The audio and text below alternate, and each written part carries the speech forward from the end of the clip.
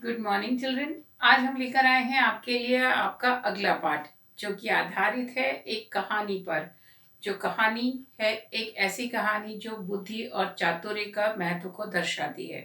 तो इस पाठ का नाम है लाजवाब उत्तर, पाठ क्रमांक 8। आपकी पुस्तक में दिया गया है ये पाठ क्रमांक 8, लाजवाब उत्तर, यानी कि ऐसा उत्तर जिसको सुनकर सब हैरान रह जाएं। तो ये जो पाठ है ये ऐसा एक पाठ है जिसमें आप देखोगे कि किस प्रकार एक साधारण सा व्यक्ति है अपनी बुद्धिमानी से लोगों के प्रश्नों का उत्तर देता है और उन्हें लाजवाब कर देता है। तो कहानी में होता कुछ इस प्रकार है। ये जो कहानी है आप देख सकते हो संवाद रूप में लिखी गई है, डायलॉग फॉर्म्स में लिखी गई है और इसमें अलग अलग दृश्य हैं। यानी कि हम कह सकते हैं कि ये कहानी एक नाटक है, एक छोटा सा नाटक है जिसमें दिखाया गया है कि दरबार का दृश्य है। पुराने समय में हम देखते थे कि राजा महाराजा हुआ करते थे, उनके राज्य में उनकी परीक्षा लेने के लिए दूसरे राज्यों के जो राजा लोग होते थे वो विभिन्न प्रकार की चुनौतियां भेजते थे, चैलेंजेस देते थे दूसरे राजाओं को, उनको हराने के लिए, उनको नीचा दिखाने के लिए, अपने आप को ऊंचा दिखाना, अपनी प्रशंसा के लिए, अपनी बढ़ाई के लिए। तो यहाँ पर ऐसा ही एक दृश्य है कि राज दरबार है और राजा बैठे हुए हैं, उनके साथ उनके विभिन्न मंत्री बैठे हुए हैं और उनके दरबार में 3 अतिथि आते हैं।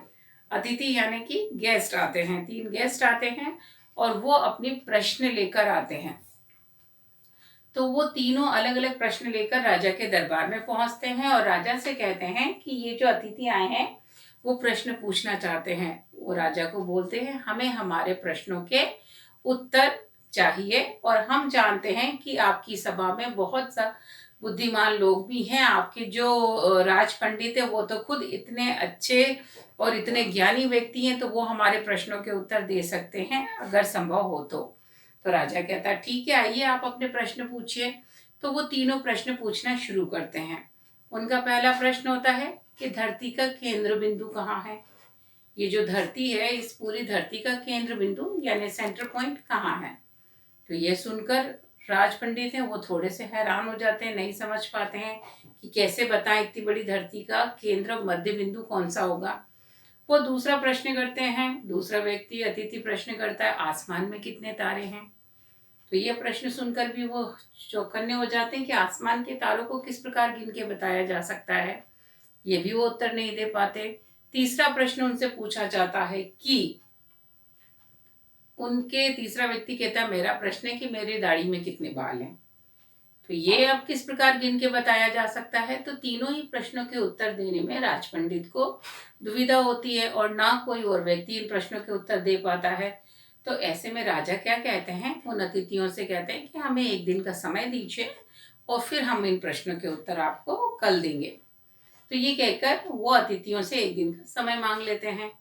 अब दूसरे दिन सभा लगती है, फिर उसी प्रकार सब लोग इकट्ठे होते हैं।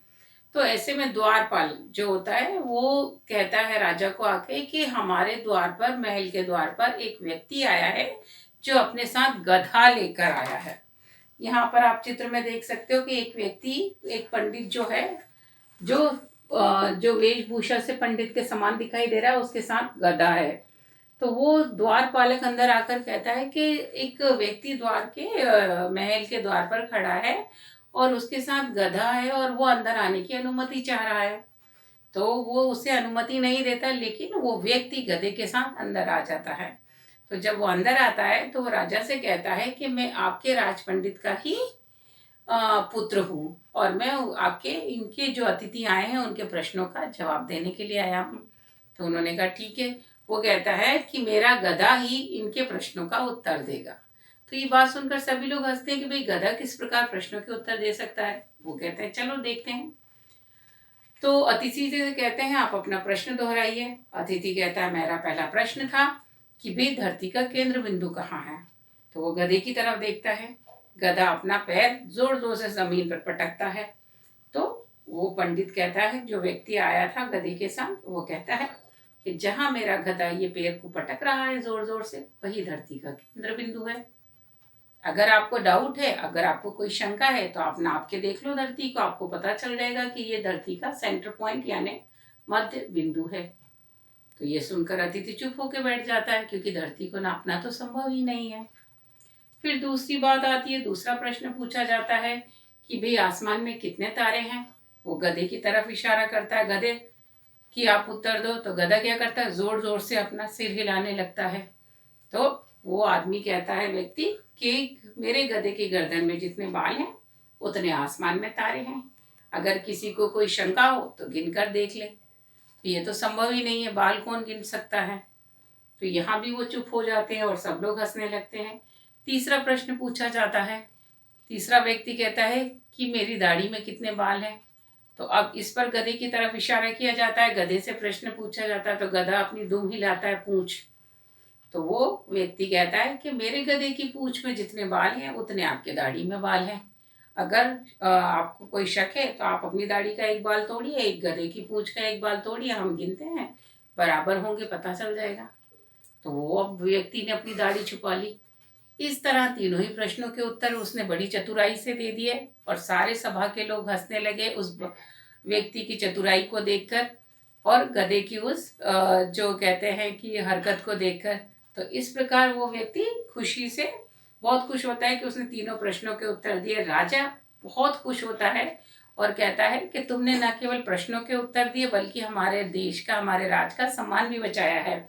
तो मैं तुम्हें इनाम देता हूँ। वो मोतियों की माला राजा उस व्यक्ति को देता है और वो व्यक्ति कहता है, मुझे ये मोतियों की माला आपने मुझे दी है, लेकिन जवाब तो मेरे गधे ने दिए थे, तो पुरस्कार भी इसको मिलना चाहिए। इसको इतना पुरस्कार मिलना चाहिए कि ये उसके बोझ से दब जाए। तो राजा कहता है, तुम बहुत ही बुद्धिमान हो। राजा सोने की मोहरें देता है, इतनी सारी उस गधे के ऊपर लाद देते हैं कि एक अपने सैनिकों से कहते हैं कि इनको इतनी मोहरें दो सोने की कि ये गधा उसके वजन से लद जाए। इतना सारा सोने की मोहरें उस व्यक्ति को मिलती हैं, मोतियों की माला मिलती है और वो अपनी बुद्धिमानी से इतना सारा उपहार यानी कि पुरस्कार पाता है क्योंकि उसने अपने उत्तर से सबको लाजवाब कर दिया। तो ये थी कहानी लाजवाब उत्तर। तो इस तरह की कहानियां हम मुल्ला नसरुद्दीन के बारे में भी पढ़ चुके हैं, हमने वीडियो के एनिमेटेड वीडियो में भी देखी होंगी। तो आप इस तरीके की कहानी से शायद परिचित हों। तो एक काम कीजिएगा, आप इस पाठ का वाचन कीजिएगा और हो सके तो लाजवाब उत्तर की कहानी को देखने के लिए 3 सवाल स्टोरी डाल के कीजिएगा। मुल्ला नसरुद्दीन की कहानी को सर्च कीजिएगा, शायद आपको यूट्यूब पे मिलेगी, तो देखने में अच्छी लगेगी। तो हम मिलेंगे आपसे अगले मॉड्यूल में नए शब्दों के साथ। तब तक के लिए टेक केयर, बाय, अपना ध्यान रखिएगा।